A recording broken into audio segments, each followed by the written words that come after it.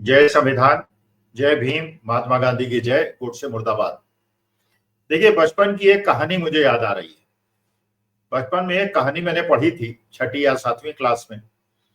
उसमें एक राजा के दरबार में दो पहलवान आते हैं और राजा से कहते हैं कि मैं सबसे बलिष्ठ हूं, मैं सबसे ताकतवर हूं। दोनों कहते हैं।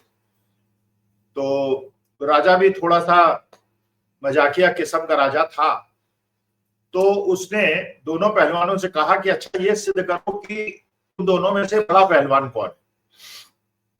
तो पहलवानों ने कहा ठीक है, भिड़ जाते हैं आपस में। दोनों लड़ने लगे। अच्छा, लड़ते लड़ते ये स्थिति हो गई कि राजा को ये सिद्ध करने के लिए कि दोनों ज्यादा बड़े पहलवान हैं, दोनों ने एक दूसरे को इतना ज्यादा लहूलुहान कर दिया कि दोनों ही मर गए।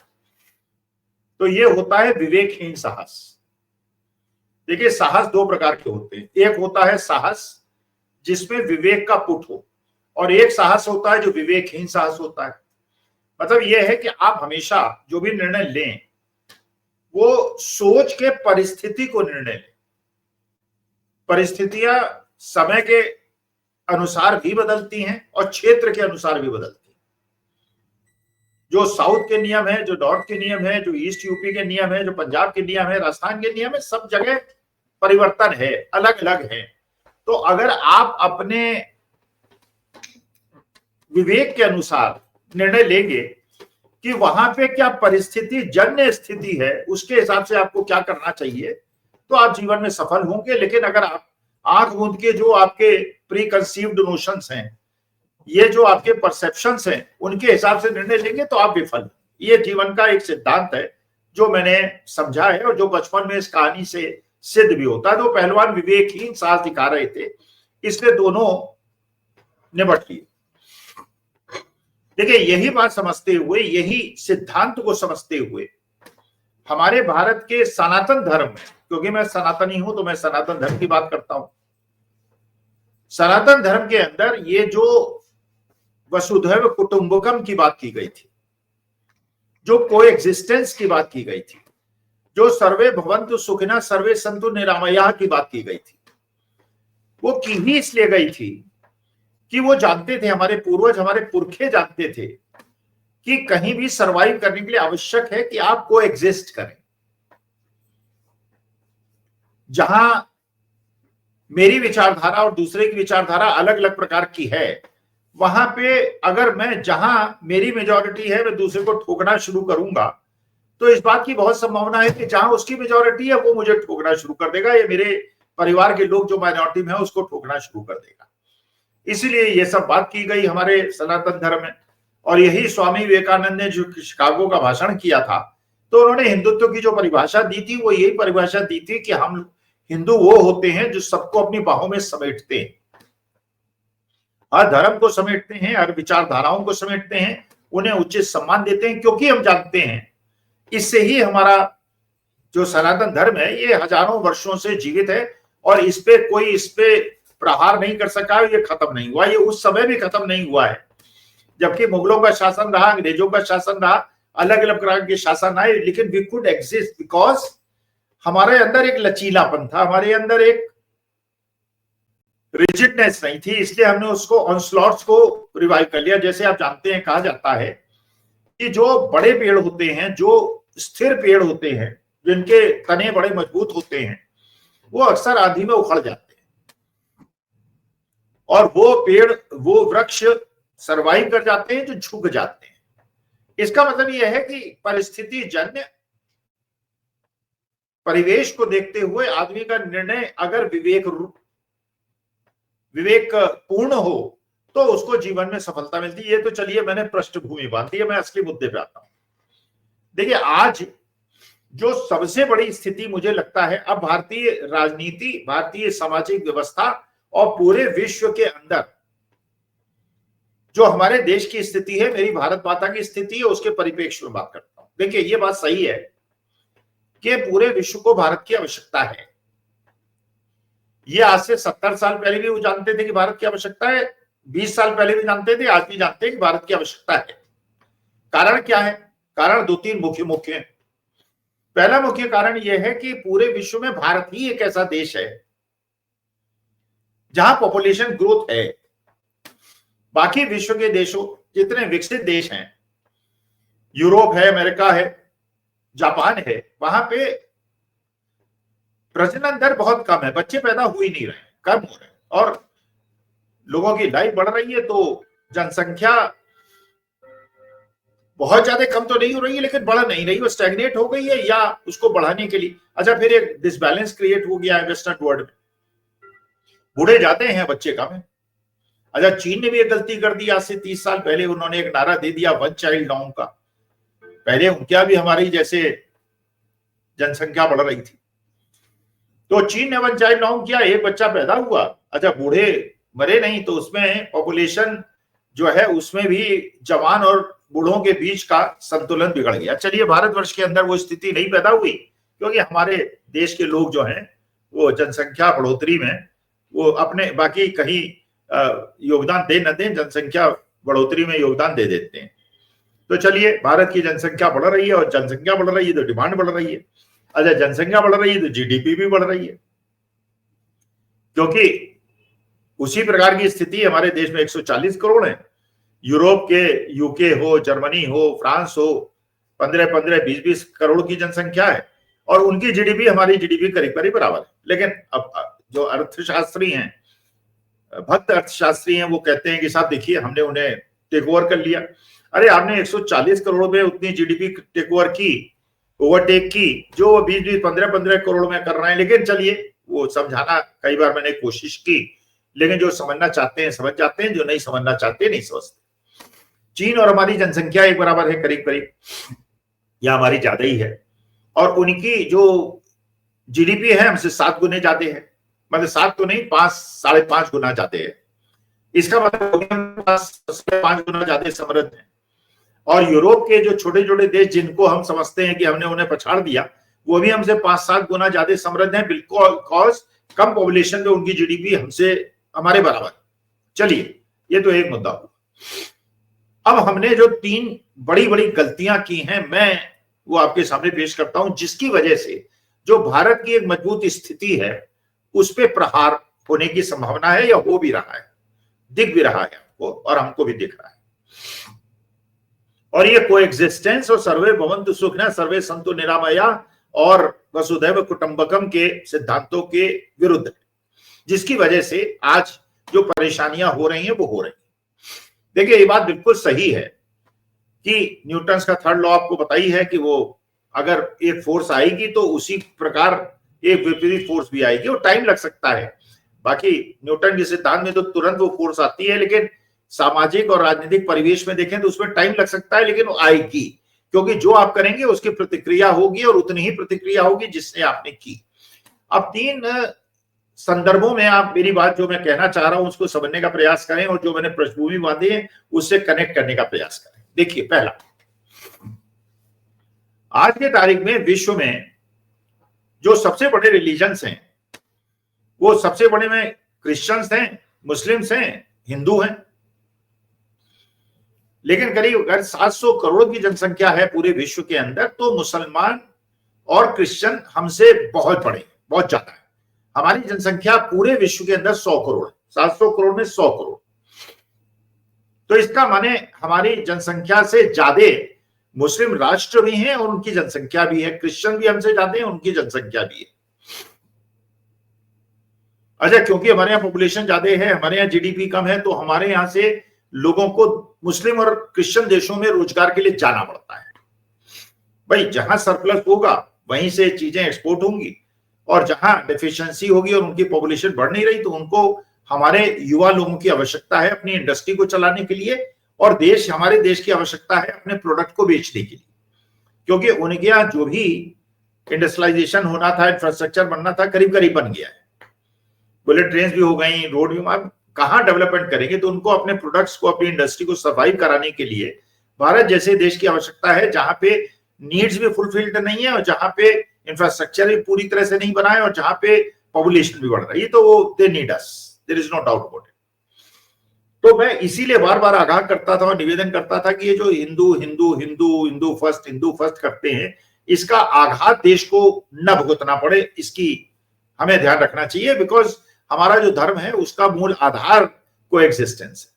तो अब सवाल है कि अगर आप हिंदुत्व की बात बहुत ज्यादा करेंगे और उसमें किसी प्रकार के दर्शन को दिखाएंगे कि आप जो अल्पसंख्यक हैं उनको हीन दृष्टि से देखते हैं, तो इसकी जो सबसे बड़े रिपरकशन होने की संभावना है वो ये है कि वो देश जहां हिंदू माइनॉरिटी में है उनको परेशानी हो सकती है।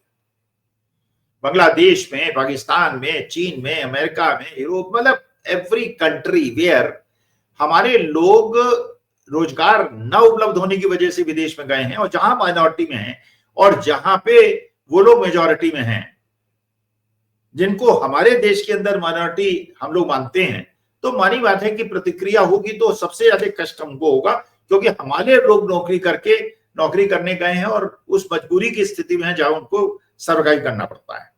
तो इसलिए ये जो एक भावना एक कोएग्जिस्टेंस वाली थी उसका खत्म होना और अपने देश के अंदर सेकुलरिज्म न रखना और दूसरे देश के अंदर सेकुलरिज्म को एक्सपेक्ट करना, मेरे ख्याल से ये बहुत ज्यादा प्रैक्टिकल नहीं है।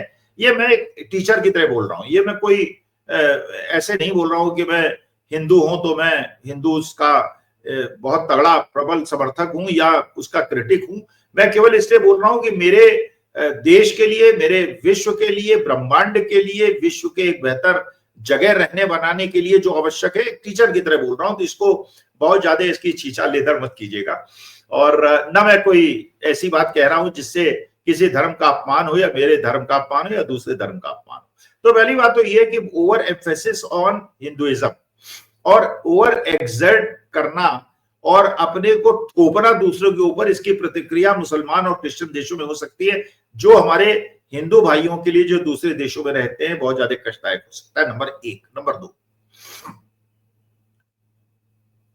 देखिए विश्व के अंदर ये बात सबने देखी कि अगर आप अमेरिका के अंदर उनकी कंपनीज की साइज देखें तो कई कंपनी, अमेरिकन कंपनीज ऐसी हैं जिनका टोटल टर्नओवर हमारे देश की जीडीपी से ज्यादा है, क्योंकि मानी बात है कि उनकी पॉपुलेशन बहुत कम है और जीडीपी बहुत ज्यादा है। माने विश्व की करीब 30%, 35% जीडीपी उनकी है और हमारी 2.5-3% है, तो दे आर टू बिग और पॉपुलेशन कम है।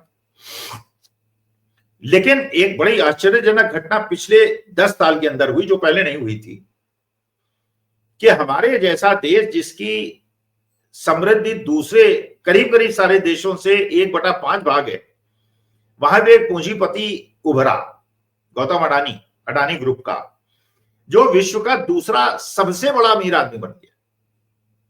बने गरीब देश और अमीर पूंजीपति।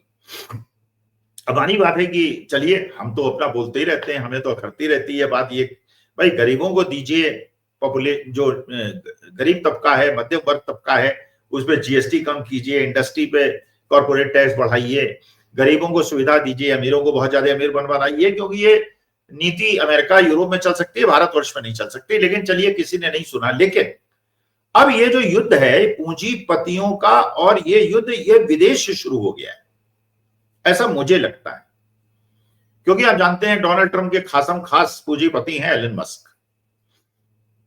एलन मस्क ने डोनाल्ड ट्रंप को जिताने के लिए खुलेआम रिस्क ले लिया था और बाइडेन और कमला हैरिस के खिलाफ बोले थे। रेस बहुत हाई था, लेकिन उनकी किस्मत थी कि डोनाल्ड ट्रंप जीत गए। तो जैसे हमारे देश में माननीय प्रधानमंत्री मोदी जी के खास अडानी जी हैं, तो ये तो आप एक्सपेक्ट नहीं कर सकते कि गौतम अडानी, मोदी जी और डोनाल्ड ट्रंप की दोस्ती की वजह से डोनाल्ड ट्रंप मोदी जी का साथ देंगे और एलन मस्क का साथ छोड़ देंगे। अच्छा, एलन मस्क भी इस बात से चिंतित है या होगा कि भाई अमेरिका जैसा समृद्ध देश और एलन मस्क से टक्कर ले रहे हैं गौतम अडानी,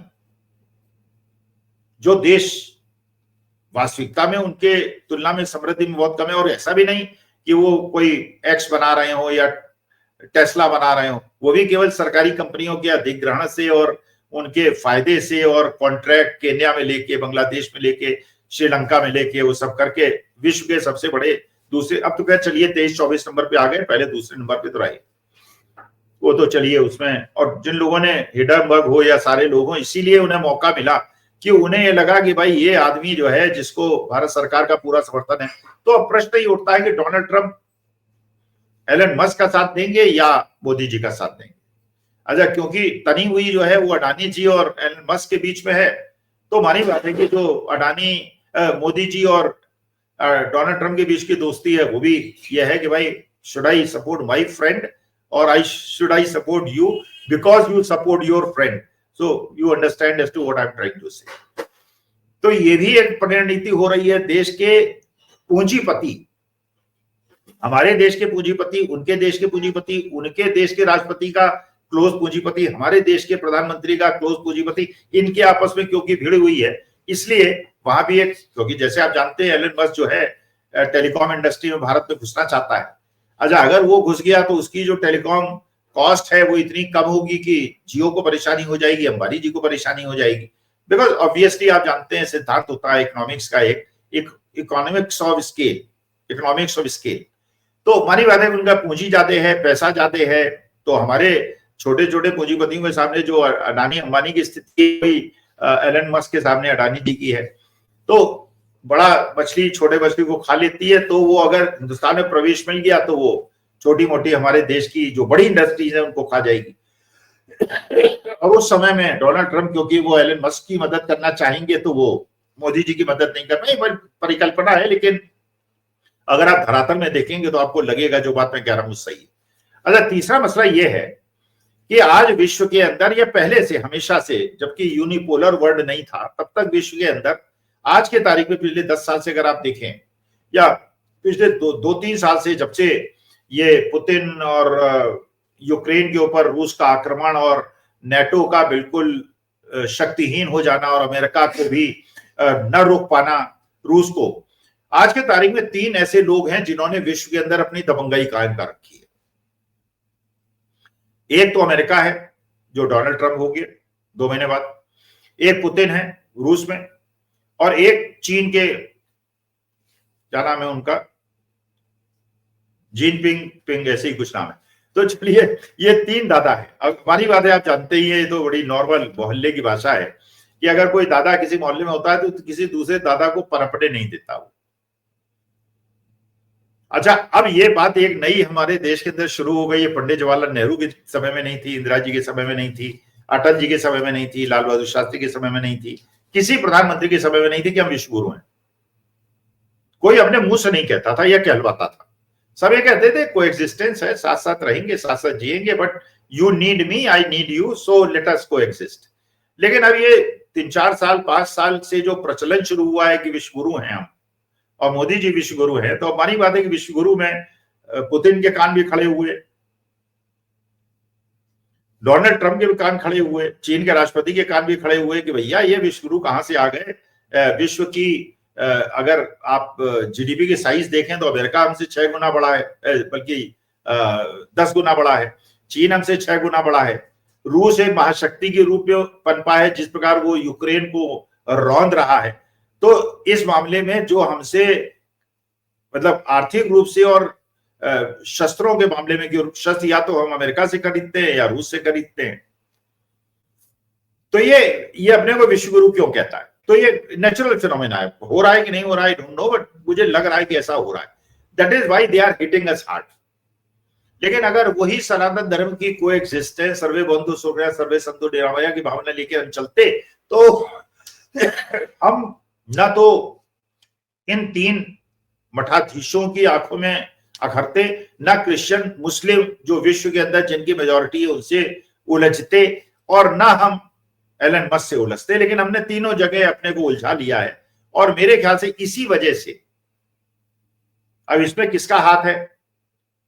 जो ये अडानी जी का पावर प्रोजेक्ट के बारे में ब्राइबरी केस और एससीसी और वहां एफबीआई और कोर्ट्स का इंडिक्टमेंट आया है, इसमें भी वहां के क्या पूंजीपतियों का हाथ है या एलन मस्क का हाथ है? कि वो, क्योंकि लूपहोल्स तो होते हैं, लेकिन उन लूपहोल्स को पकड़ना, उस पर रिसर्च करवाना, और किसी आदमी को जो आपके समकक्ष खड़े होने की कोशिश कर रहा है और जो आपको विश्व गुरु में बनने में आपको चैलेंज कर रहा है और आगे बढ़ रहा है और आपको पीछे धकेल रहा है, तो this is the way they could have found out to hit us hard, जिससे हमें बचना चाहिए। तो मैं तो केवल ये निवेदन करना चाहता हूं कि ये जो आई एम द स्ट्रॉन्गेस्ट वाली फीलिंग, ये हमारे देश के हित में भी नहीं है, ना अमेरिका के हित में, ना चीन के हित में। कोएग्जिस्टेंस का समय है और कोएग्जिस्टेंस के लिए आवश्यक है कि बहुत ज्यादा अहंकार न दिखाया जाए, बहुत ज्यादा अभिमान न दिखाया जाए, और सभी धर्म, जात, क्षेत्र, रंग और सभी आकार और सभी जेंडर को समान अधिकार दिए जाएं, हम भी दें और दूसरे देश भी दें। तब एक विश्व की कामना आप कर सकते हैं जो एक अच्छी जगह होगी रहने लायक। तो ये मेरी भावना है। मुझे लगता है ये 3 एरियाज में, एक एलन मस्क वर्सेस अडानी, एक Christian Muslim larger population versus Hindu population which is a laser population, और एक पुतिन चीन के राष्ट्रपति और डोनाल्ड ट्रंप का जो एक आधिपत्य है उस पर चैलेंज करना, ये मेरे ख्याल से यही कारण है कि आज के तारीख में जो ये बांग्लादेश में प्रोजेक्ट कैंसिल हो रहे हैं, श्रीलंका में प्रोजेक्ट कैंसिल हो रहे हैं, केन्या में प्रोजेक्ट कैंसिल हो रहा है, कनाडा से हमारा पंगा हो रहा है, अमेरिका से हमारा पंगा हो रहा है, वहां कोर्ट से सम्मन्स आ रहे हैं हमारे देश के गृह मंत्री के लिए, नेशनल एडवाइजर के लिए, चीफ नेशनल एडवाइजर के लिए, और हमारे देश के सबसे बड़े पूंजीपति के लिए। और हमारी बात है कि देश के बड़े बड़े पूंजीपतियों में भी हार्ड बर्निंग होगी, है मुझे नहीं पता, लेकिन होगी कि भाई हम तो 100 साल से आगे नहीं बढ़ पाए और अडानी जी जो है अचानक हमसे तो अमीर हो ही गए, विश्व के सबसे दूसरे अमीर व्यक्ति भी एक समय में बन गए थे। तो ये हार्ड बर्निंग होनी नहीं चाहिए, कोएग्जिस्टेंस होना चाहिए और एक विवेकहीन साहस का परिचय सबको देना चाहिए। नमस्कार, धन्यवाद और प्रणाम।